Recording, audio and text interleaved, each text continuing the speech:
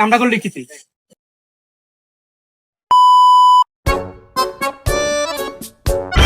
রাকিব শুন, তোর যে দোকানটার ভিতরে আমি দিতেছি সুন্দরভাবে ডিউটি করিস, ঠিক আছে?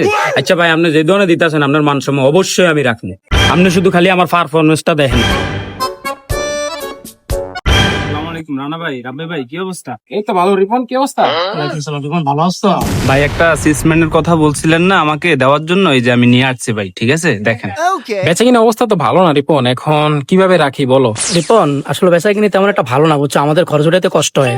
ভাই আমার আপনি রাইখা দেখেন, আপনার সেলম্যান যদি আরেকটা যদি বেচে 5 লাখ, আমি বেচে দিব 10 লাখ। ছেলেটা যদি এতবার বলতেছে, আমরা একটু রাইখা দেখি। রাখুন না ভাই, তবে একটা সত্য আছে। কি সত্য ভাই কোন? আমি সব সত্য রাজি আছি। সত্য একটাই, বুঝছো? এখন যে ফার্স্ট কাস্টমারটা ঢুকবো, যদি আমি ফার্স্ট কাস্টমারটা যেভাবেই হোক তুমি যদি বিক্রি করতে পারবো, তাহলে মনে করবো যে না তুমি আসলেই ভালো সেলসম্যান, তাহলে তুমি আমার দোকানে চাকরি কনফার্ম। আর যদি বেচতে না পারো, ওই কাস্টমার ফিসে হিসাবে তুমি বেড়ে যাবে।